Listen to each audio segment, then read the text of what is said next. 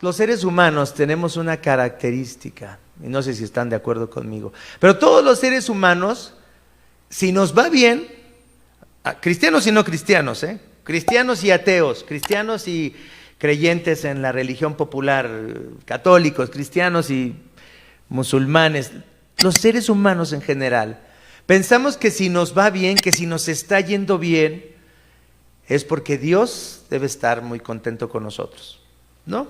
Es porque Dios nos está bendiciendo. Si me va bien, es porque Dios me está bendiciendo. Aunque no tenga yo nada que ver con Dios, aunque yo ni conozca a Dios, aunque yo tenga un Dios imaginario que es igual a mí, que es amoroso, que no juzga a nadie, que no manda a nadie al infierno, que ama a toda la gente, que acepta a todos como son, aunque yo tenga ese Dios, si me va bien, pienso que ese Dios me está bendiciendo, ¿sí o no? Si tienes salud, Dios te está bendiciendo. Si tienes comida, Dios te está bendiciendo. Si tienes una buena casa o tienes una casa decente, pues Dios te está bendiciendo. Si más o menos tu matrimonio está bien, pues Dios te está bendiciendo. Si tus hijos están sanos y van bien, entonces Dios te está bendiciendo. Si hay dinero en la cuenta del banco, entonces Dios te está bendiciendo. ¿En cuántas iglesias cristianas se enseña que eso es la bendición de Dios? ¿Cuántas iglesias cristianas? ¿De cuántas denominaciones esa es la enseñanza cristiana? Dios te bendice si tienes salud, si tienes prosperidad, si te está yendo bien. ¿No esa es una enseñanza muy común en muchas iglesias cristianas? Ya no hablemos de los que ni siquiera son cristianos, ¿no? Porque ellos le dan gracias también por los favores recibidos. Ahí está, yo me acuerdo que cuando veía el aviso clasificado del Universal, ahí estaban las oraciones. Doy gracias al Espíritu Santo porque me concedió esto y el otro. Oye, son cristianos estos, ¿no? Han de leer la Biblia, ¿no? Doy gracias al Espíritu Santo que me concedió y bla, bla, bla y todo esto. ¿No es así el ser humano? Nos alegramos de lo bueno que recibimos, y pensamos que eso es la bendición de Dios. Necesariamente tendrá que ser un país que Dios lo bendice mucho con poder económico, con poder político, con poder militar, así, un país poderoso. ¿Tiene ese poder porque Dios lo está bendiciendo? Muchas personas piensan eso. Somos bendecidos porque nos está yendo bien. Y qué terrible es que nos quedemos pensando que porque nos va bien, estamos bien con Dios. ¿Te das cuenta cuántas personas se van a perder?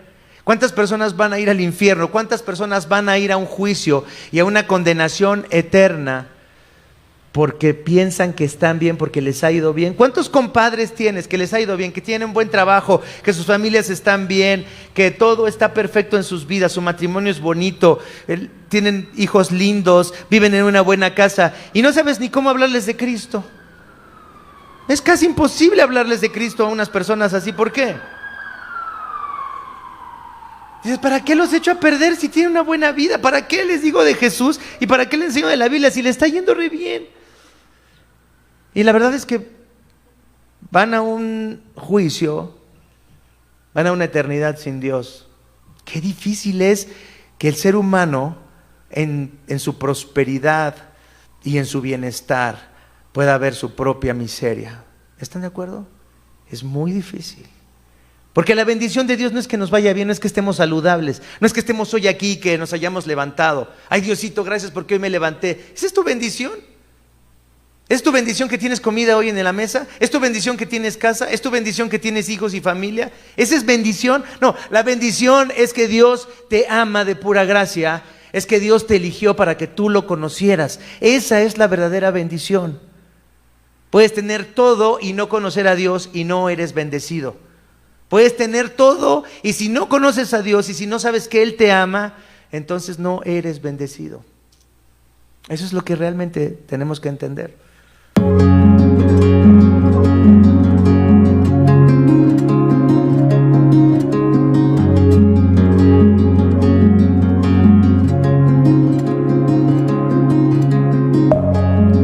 A la palabra del Señor. Hoy estoy muy agradecido con Dios porque nos permite empezar una nueva serie de sermones. Vamos a empezar una nueva serie de sermones en el libro de los Jueces.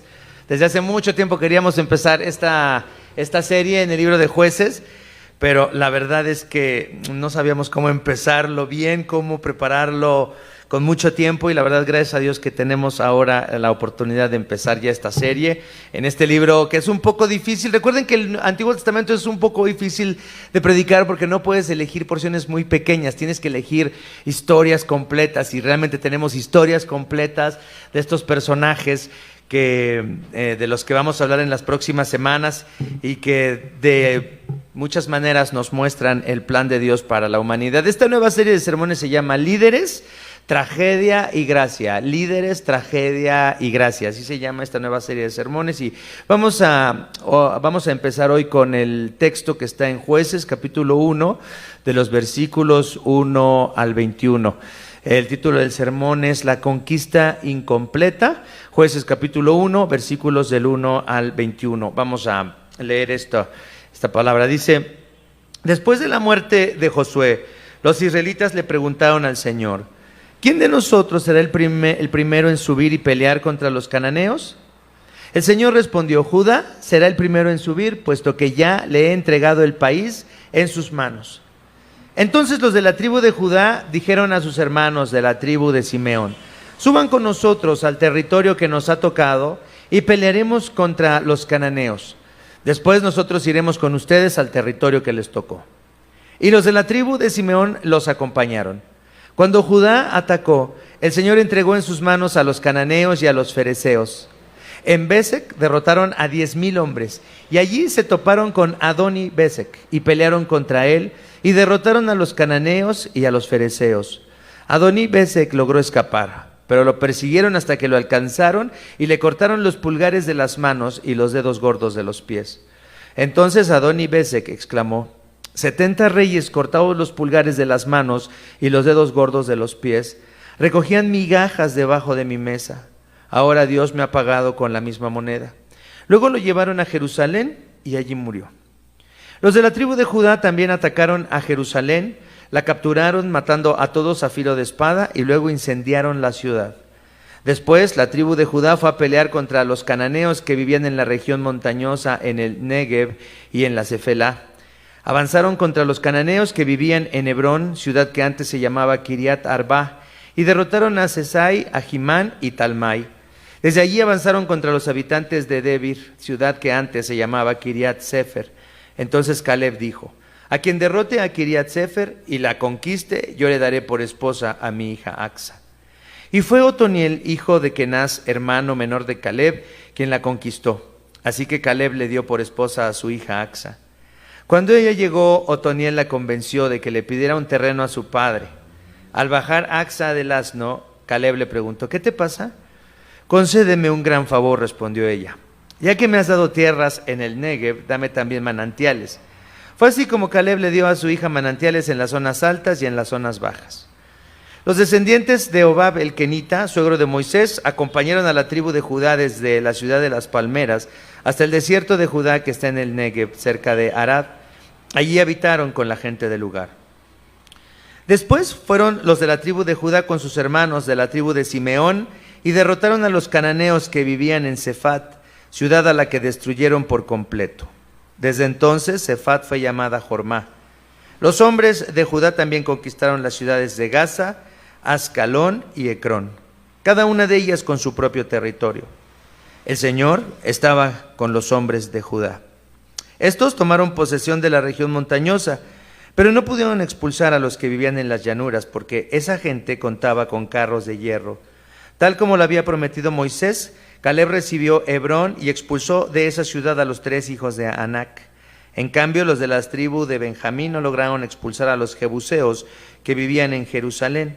Por eso, hasta el día de hoy, los jebuseos viven con los benjaminitas en Jerusalén. Esta es la palabra del Señor.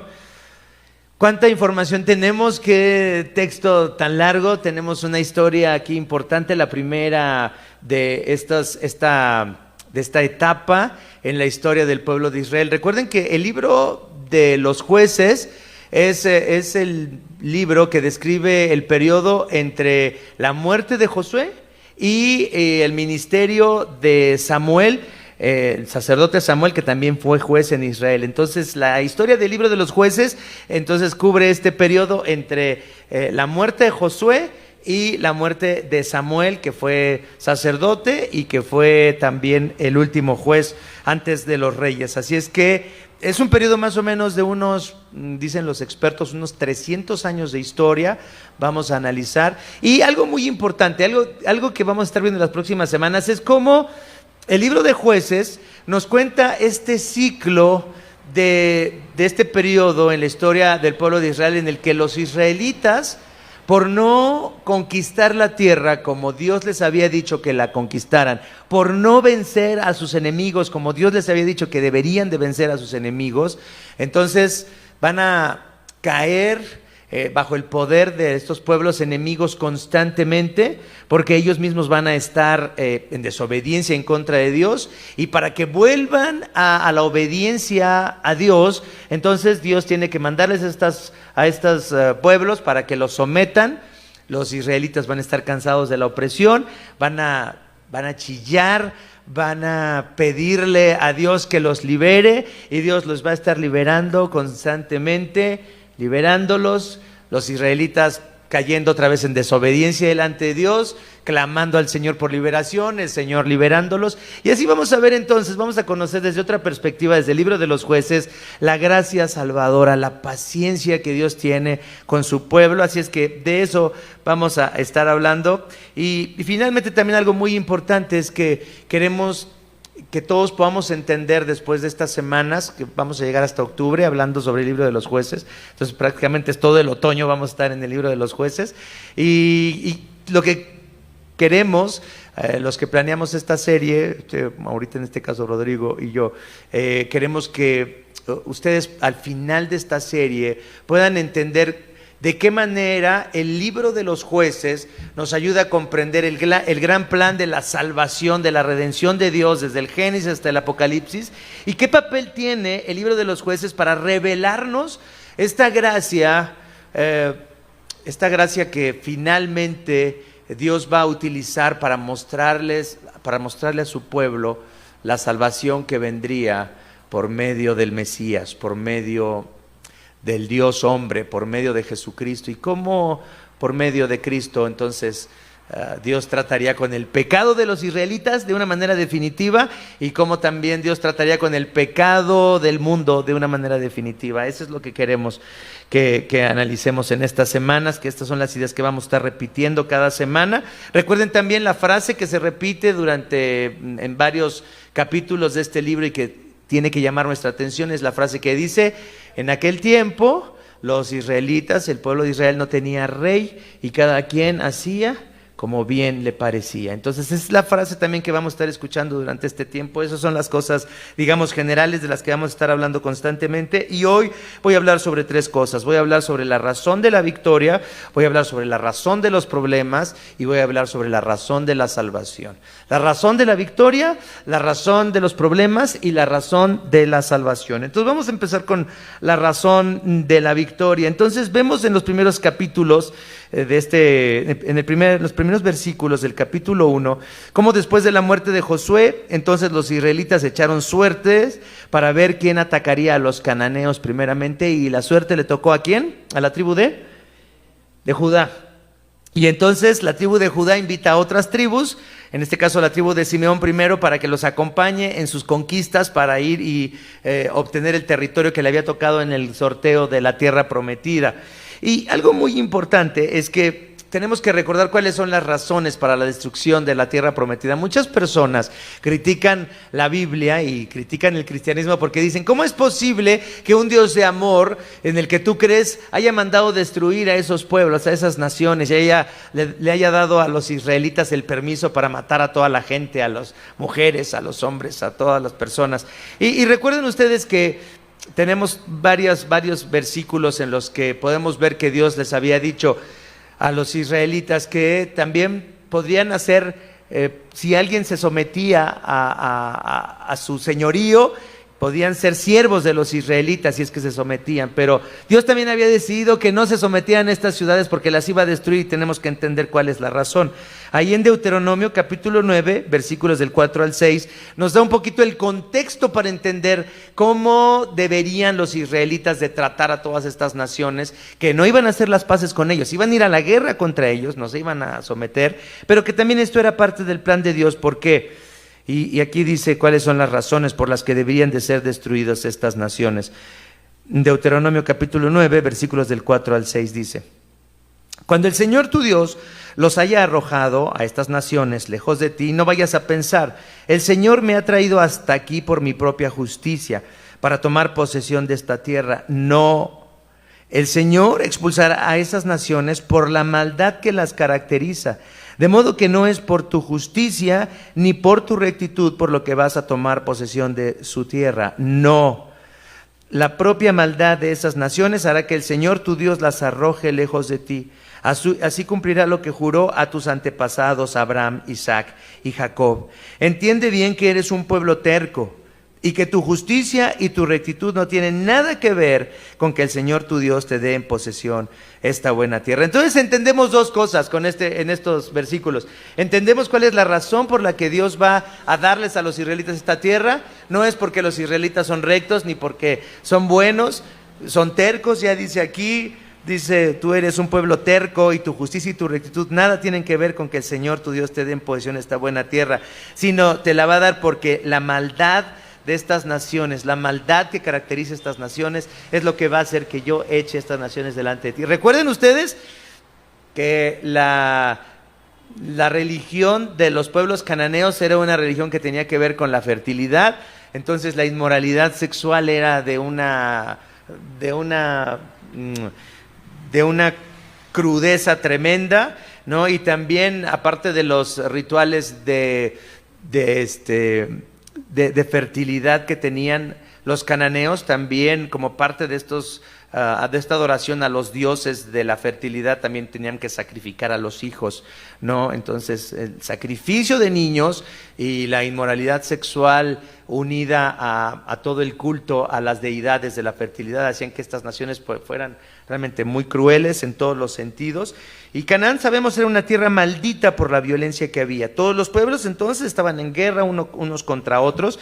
Ya vimos ahí cómo este rey famoso, al que le cortaron los dedos, que se llamaba Adoní-Besec, este rey, le cortaron los pulgares y le cortaron los dedos gordos de los pies, así como él se los había cortado ¿a cuántos reyes?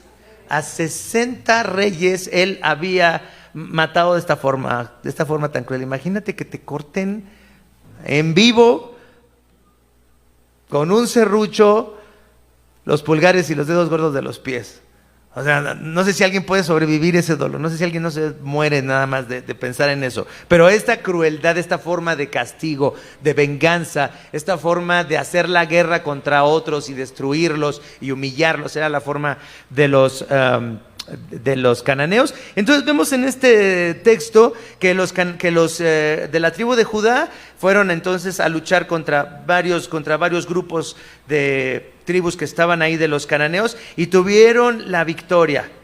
Entonces, una serie de victorias que los llevaron a sentirse muy satisfechos. Vamos a ver esta serie de victorias. En el versículo 2 dice: el Señor respondió, Judá será el primero en subir, puesto que ya, ¿qué dice? Le he entregado el país en sus manos. Luego en el versículo 4 dice: cuando Judá atacó, el Señor entregó en sus manos a los cananeos y a los fereceos. Derrotaron a 10,000 hombres en Besec. En el versículo 8 dice: los de la tribu de Judá también atacaron a Jerusalén, la capturaron matando a todos a filo de espada y luego incendiaron la ciudad. En el versículo 17, después fueron los de la tribu de Judá con sus hermanos de la tribu de Simeón y derrotaron a los cananeos que vivían en Cefat. Y finalmente en el versículo 18, los hombres de Judá también conquistaron las ciudades de Gaza, Ascalón y Ecrón, cada una de ellas con su propio territorio.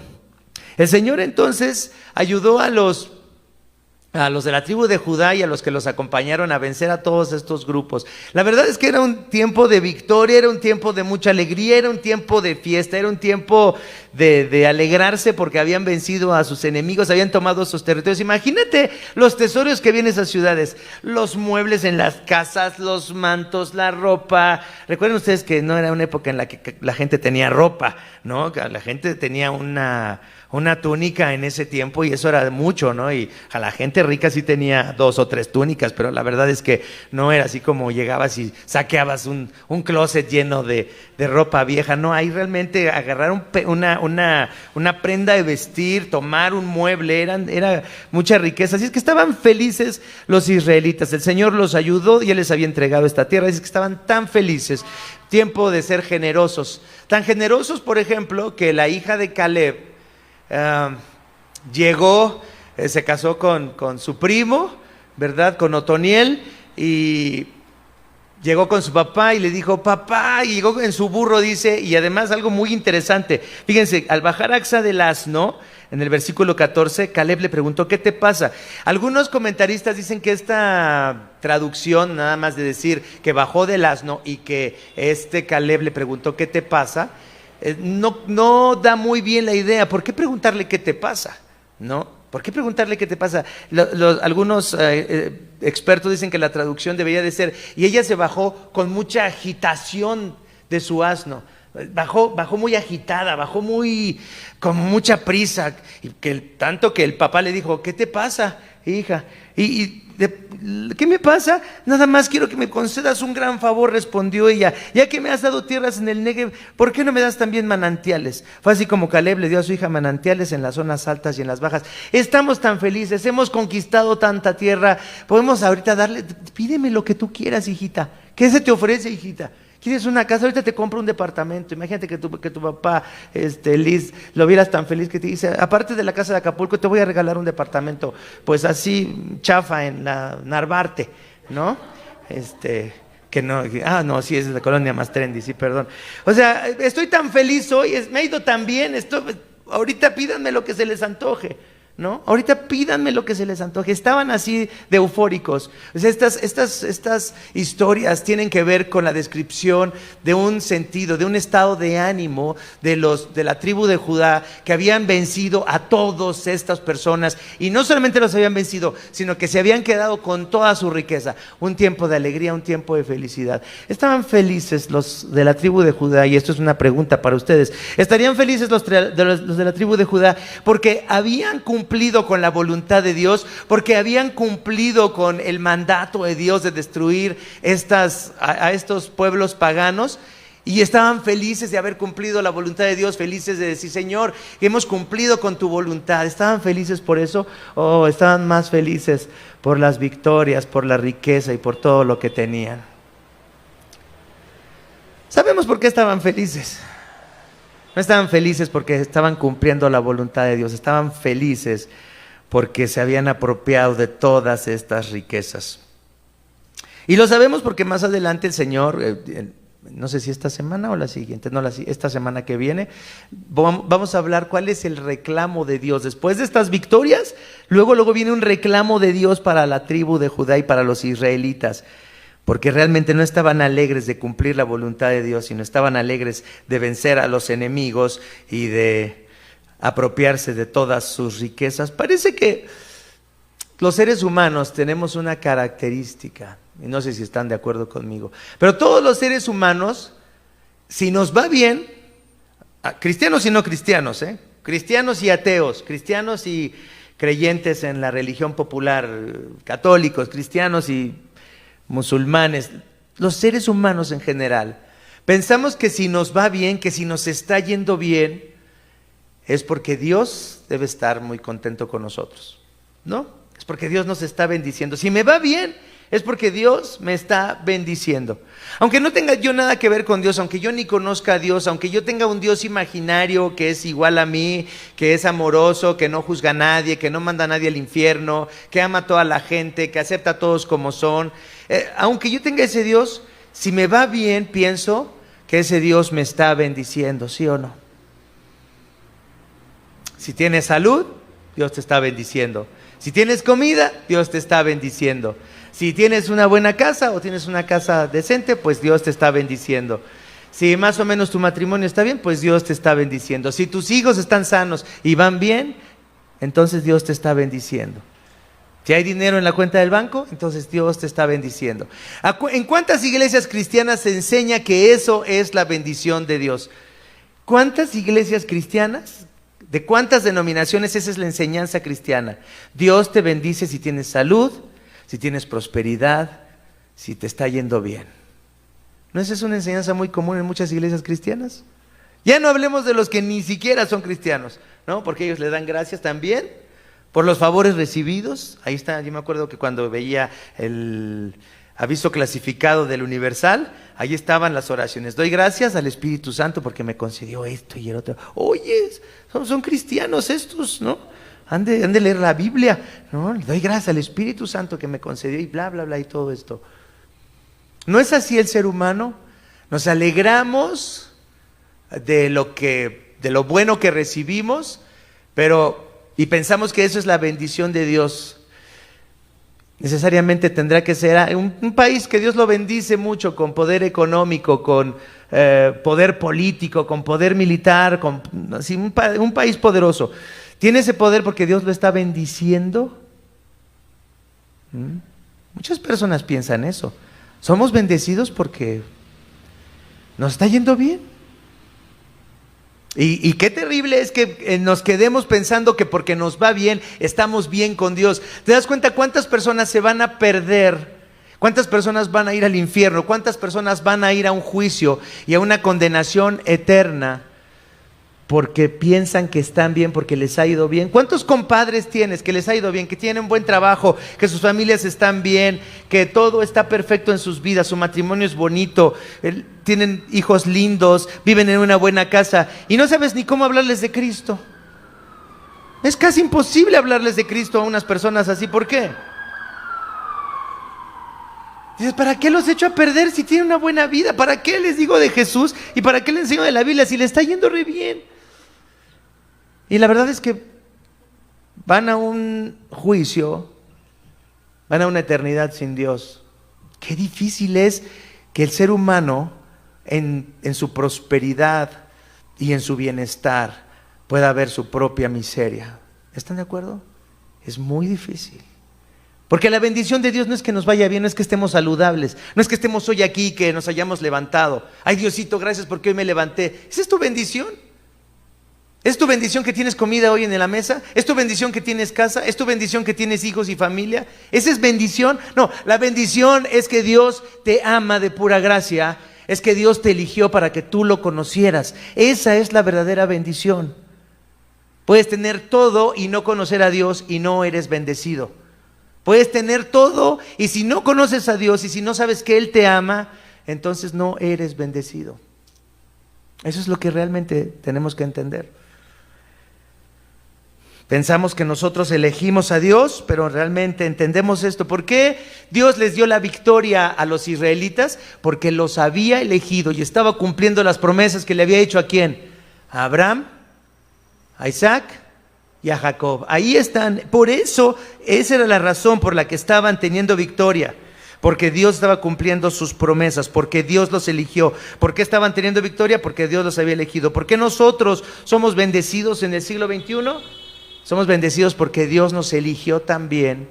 No lo elegimos nosotros a Él. Juan 15, 16, ¿qué dice Jesús? Juan 15, 16. No me escogieron ustedes a mí, sino que yo los escogí a ustedes y los comisioné para que vayan y den fruto. Un fruto que ¿qué? Que perdure para siempre. Hay personas entonces, y con esto vamos a terminar este punto, que no adoran a Dios y les va muy bien. De hecho hay una estadística que dice que los países menos religiosos, fíjense ustedes, hay una estadística que utilizan mucho las personas que tienen debates contra creyentes, y lo he oído ya en varios debates contra cristianos. Viene un ateo o una atea y dice esto.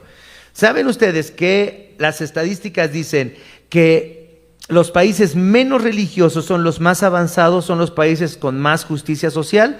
Y ponen siempre a Suecia, Dinamarca, Islandia como los países menos religiosos y con más beneficios sociales, más justicia social, donde la gente vive mejor. Y fíjense, algo muy interesante, y ponen a todos los países del tercer mundo, India, Brasil, México, y ya saben a quién ponen junto con estos, a los Estados Unidos. Y los Estados Unidos, los gringos que oyen esto se enojan muchísimo, ¿no? Se enojan así horriblemente. ¿Cómo me pones con esos países? Y les dicen, fíjense, y son europeos los que dicen normalmente esto. Por ejemplo, si tú comparas la riqueza de los Estados Unidos con la de Inglaterra, los Estados Unidos son más ricos en el sentido de que la gente gana más, pero también los pobres son más pobres que en Inglaterra. En Inglaterra no hay tanta diferencia entre los que ganan más y los que ganan menos. Y esto hace enojar a los que están en los de Estados Unidos, los hace enojar mucho eso. Y dicen, y además los Estados Unidos son famosos porque son un país muy religioso. Y tienen las cárceles llenas, más llenas que cualquier país de Europa. Así les ganan en los argumentos los ateos contra los cristianos.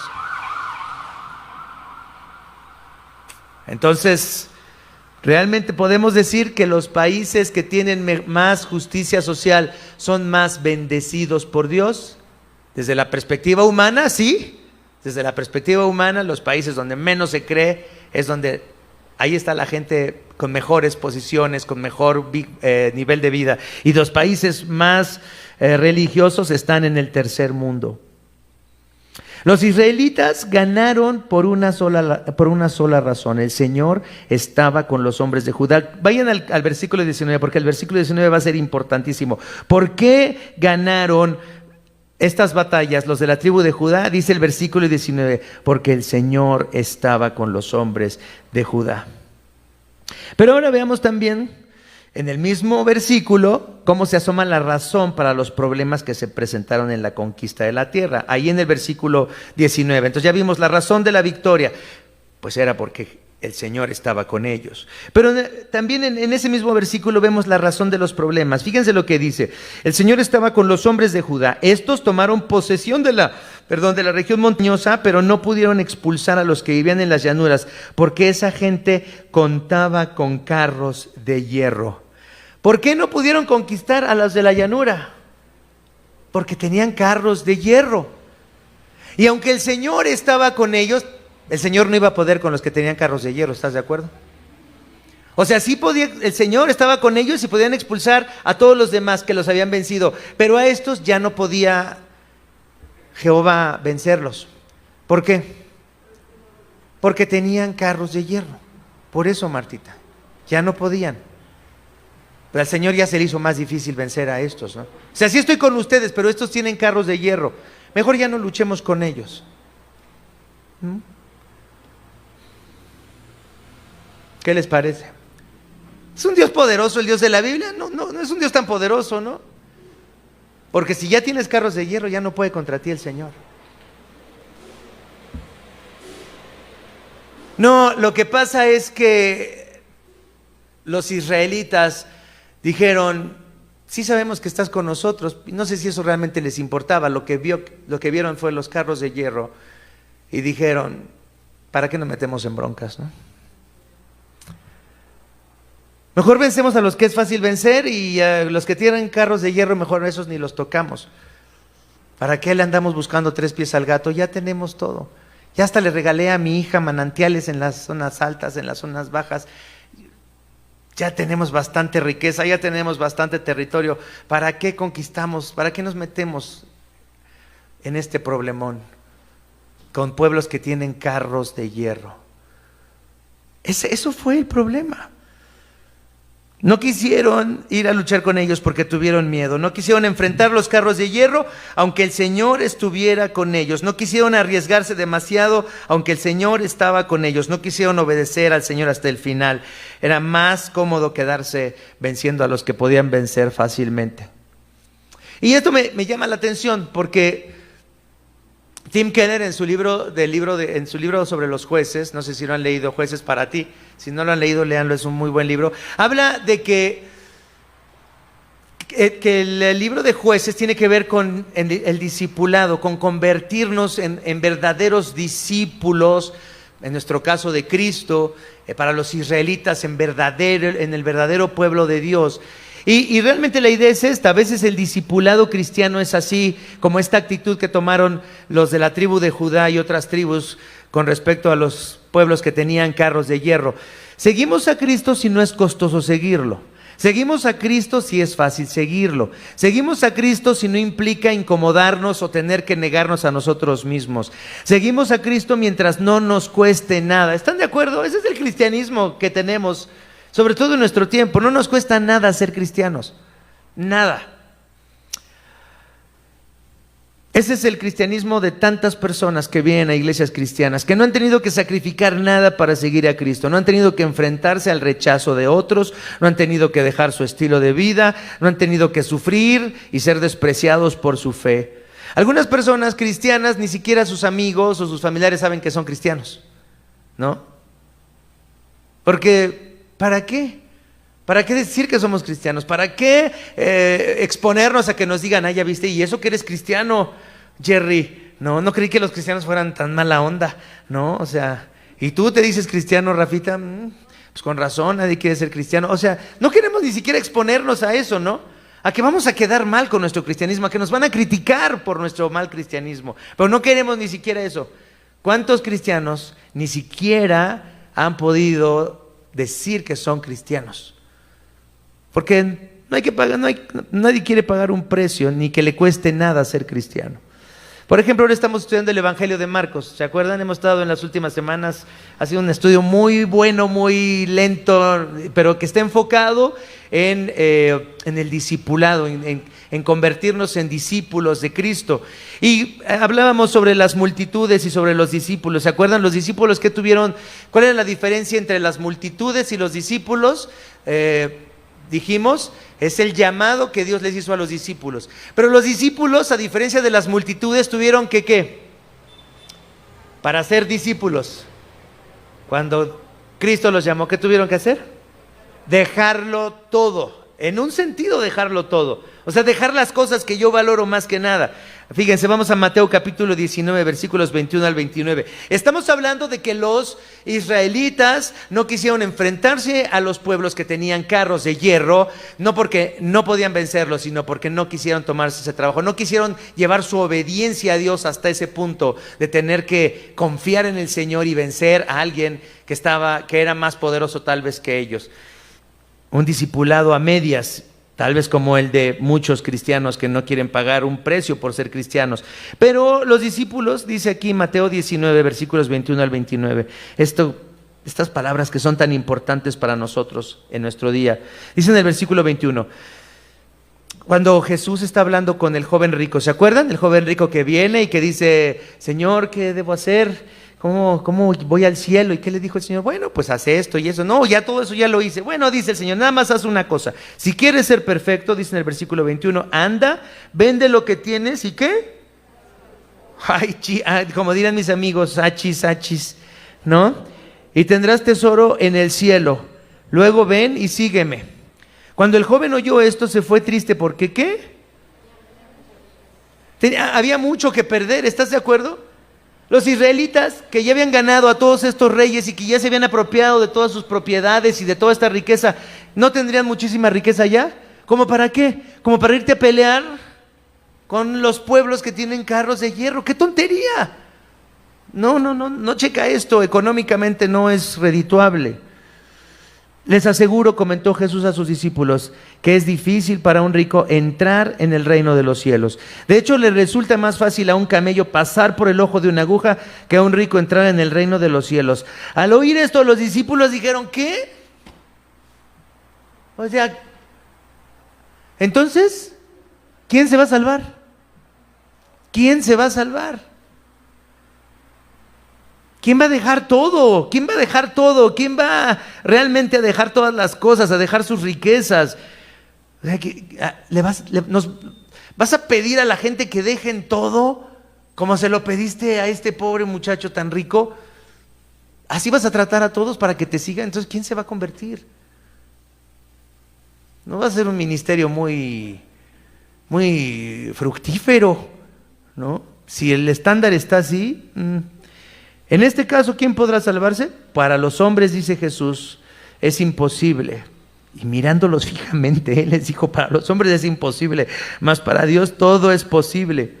Y luego, Pedro dijo esto precioso: mira, nosotros lo hemos dejado todo por seguirte. Y me encanta cómo lo traduce la Nueva Versión Internacional, porque dice, le reclamó Pedro. O sea, fue un reclamo. Así como, nosotros dejamos todo. Hemos dejado todo. ¿Y qué ganamos con eso? ¿Qué hemos ganado? ¿Nos ha ido bien? ¿Dejamos todo para tener más? ¿Dejamos todo para que nos vaya mejor que como nos iba antes? Dejé mi carrera como ingeniero en sistemas en Cisco para seguir a Dios y que me vaya mejor, ¿no? Pensé que me iba a ir mejor como pastor que en Cisco, ¿no? ¿Qué tal si no? Está duro esto, ¿eh? ¿Qué ganamos con eso? Y dijo Jesús esto: les aseguro que en la renovación de todas las cosas, cuando el Hijo del Hombre se siente en su trono glorioso, ustedes que me han seguido se sentarán también en 12 tronos para gobernar a las 12 tribus de Israel. Y todo el que por mi causa haya dejado casas, hermanos, hermanas, padre, madre, hijos o terrenos, recibirá 100 veces más y heredará la vida eterna. ¿Qué es lo que significa esto? Que no debemos de tener casas, que no debemos de tener trabajos, que no debemos de tener terrenos. No, lo que quiere decir es eso, que si tú por un terreno no vas a ser cristiano, si tu papá te va a desheredar por ser cristiano y ya no vas a tener el terreno y dices, no, pues que tengo un terreno muy grande en Valle de Bravo, si la verdad sí quiero que me dejen eso, no voy a ser cristiano por eso, ¿no? No, pues que tengo un trabajo muy bueno, no voy a ser cristiano. No, pues es que mi compadre lo quiero mucho, no voy a decir que soy cristiano y que ya no voy a apadrinar a mis ahijadas, no, o sea, tengo mucho que perder socialmente, familiarmente, económicamente, tengo mucho que perder si sigo a Cristo. Es un suicidio social ser evangélico. Ya no me van a ver tan fifí como antes, me van a ver como de las clases bajas si me hago evangélico. No es lo mismo ir a la misa en la Covadonga, ¿no? Allí en Palmas, que venir a una iglesita aquí en un edificio en la Roma, un edificio destartalado, ¿no? O sea, ¿dónde es más bonito? O sea, realmente seguir a Jesús implica dejar muchas cosas a las que estamos habituados, a las que estamos aferrados. Y son cosas más profundas solamente que dejar casas o esto, hermanos. Pero hay personas que no se hacen cristianos por sus padres, por sus familiares, por su tradición, que prefieren no seguir a Jesús. Porque implica perder algo, implica perder cosas que nos importan. Importa tal vez hasta implica perder hasta relaciones con personas que amamos.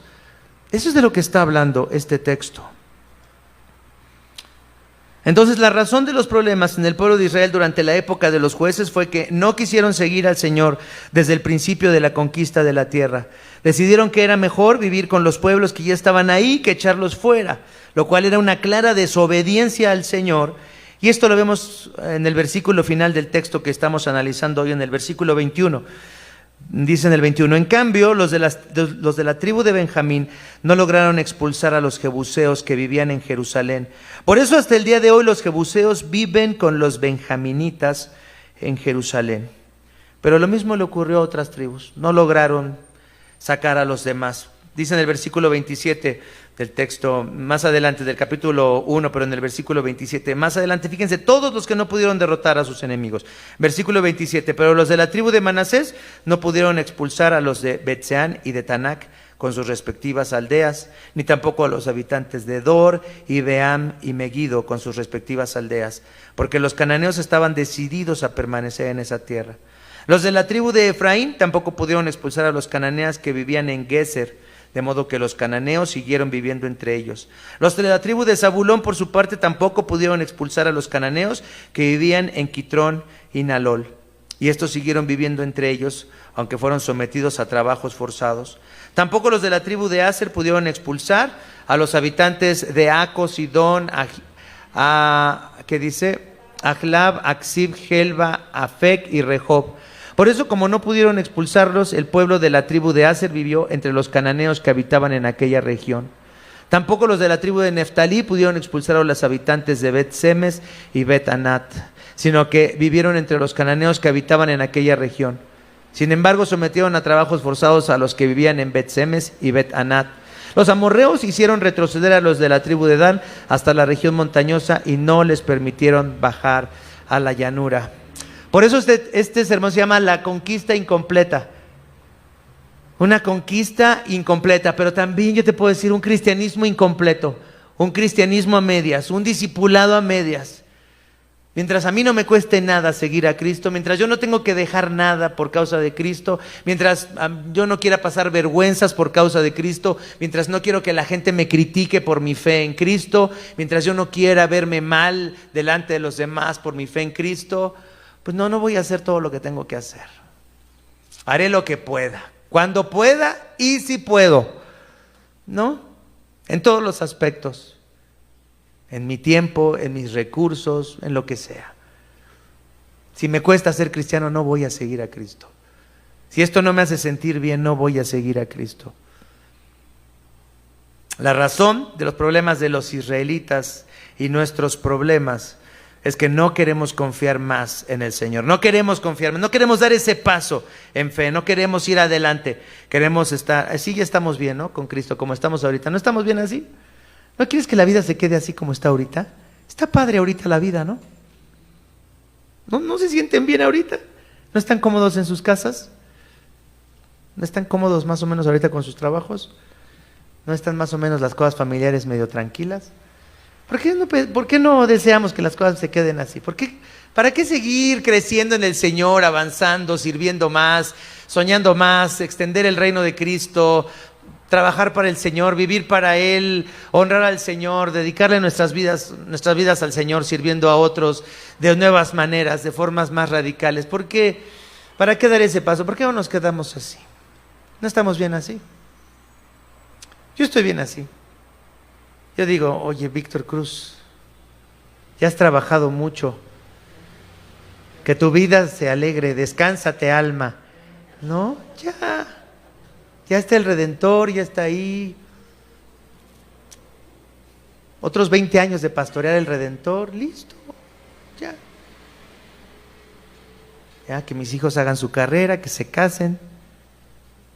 Mi esposa está linda, yo la quiero mucho. Ya, hay que quedarnos a vivir tranquilos. ¿Para qué complicarnos más la vida con más cosas cristianas? Con más fe, con más discipulado, con más evangelismo, con más servicio. O sea, qué flojera, ¿no? El problema de los israelitas es que no quisieron confiar más en el Señor, no quisieron dar el siguiente paso, no quisieron que el Señor les mostrara su poder al arriesgarlo todo otra vez. Quisieron, ya tenemos mucha riqueza, hasta aquí llego. Entonces la razón de la victoria es que el Señor estaba con ellos, y la razón de los problemas de los israelitas es que no quisieron confiar más en el Señor que estaba con ellos. Pero no era ese problema solamente de los israelitas, es también tu problema y mi problema, si no queremos seguir adelante. La razón de la salvación finalmente, dice, mientras analizamos durante las próximas semanas el libro de Jueces, vamos a ver cómo en esta porción de la Biblia se expone de una manera clarísima la paciencia de Dios por un pueblo que falló en todos los sentidos. Fallaron en conquistar la tierra, fallaron en no adorar a los dioses que no deberían de adorar, fallaron en mantenerse en una vida santa, se corrompieron sexualmente y acabaron sacrificando a sus propios hijos a los dioses de la tierra de Canaán. Fallaron en todo. El libro de los Jueces nos muestra de una manera clarísima que Dios ha decidido salvar a una nación de gente pecadora y necia. ¿Para qué? Para mostrar en ellos su gracia, su salvación constante y su fidelidad a ese pacto. Cuando pienso en el mundo en el que vivimos, pienso en toda la gente que quiere sus derechos, ¿no? Sus derechos sexuales, sus derechos económicos, derecho a una vida sana, derecho a una niñez feliz, derechos. pero nadie habla de sus obligaciones. Así estaban los israelitas. Vamos a ver que en las próximas semanas que los israelitas decían: Señor, sálvanos, no eres nuestro Dios, no nos sacaste de Egipto, no nos pasaste por el Mar Rojo, no nos metiste y cruzamos el Jordán en seco, no hiciste todas estas cosas, sálvanos, sálvanos, Señor. Como niños malcriados, ¿no? Que le piden a sus papás lo que necesitan, pero no porque aman a sus padres, no porque los respetan, nada más porque quieren que sus papás les den lo que necesitan, pero no porque los aman o porque los respetan. Los israelitas van a clamar a Dios durante las próximas semanas, vamos a ver este clamor, pero no tiene nada que ver con que amen a Dios, no tiene nada que ver con que tengan respeto por Dios. Y yo me pregunto, nuestras actitudes como cristianos, ¿serán porque amamos a Dios sinceramente? ¿Porque lo respetamos? ¿O solamente estamos pidiéndole cosas como niños malcriados, maleducados, consentidos? Señor, dame esto, dame aquello, yo quiero esto, yo necesito esto, ¿no me vas a dar esto? Oye, yo te busco para que me des esto, tú eres mi padre, no deberías de darme lo que yo quiero, Señor, no deberías de concederme lo que yo quiero. A veces así nos comportamos con Dios. ¿Quién es capaz de amar a un hijo que no ama ni respeta a sus padres? Déjenme decirles, hay un padre que es capaz de amar a sus hijos aunque no lo amen ni lo respeten. Ese es el Dios de la Biblia. Es el Dios de la gracia que es capaz de adoptar hijos aunque sabe cómo son en realidad. Dios no estaba sorprendido de la ingratitud de los israelitas. Él lo sabe todo. Sabía a qué pueblo estaba eligiendo y decidió elegirlos así, sabiendo cómo iban a ser. Un Dios que ama a ese pueblo y que los salva de pura gracia. Entonces, como cristianos realmente entendemos esto. Entendemos que Cristo es realmente el que vino a conquistar a nuestros enemigos por nosotros, a conquistar la tierra prometida. ¿Qué es esta tierra prometida? Era una tierra en donde fluía ¿qué? La leche y la miel, una tierra donde haya paz. Y no dice el apóstol Pablo en Romanos capítulo 5, versículo 1, porque Cristo derramó su sangre por nosotros, tenemos ¿qué? Paz para con Dios, habiendo sido justificados entonces por la fe en lo que Cristo hizo, en su obediencia, en su sacrificio vicario en la cruz, en el derramamiento de su sangre, habiendo sido justificados por esto, tenemos ¿qué? Paz para con Dios.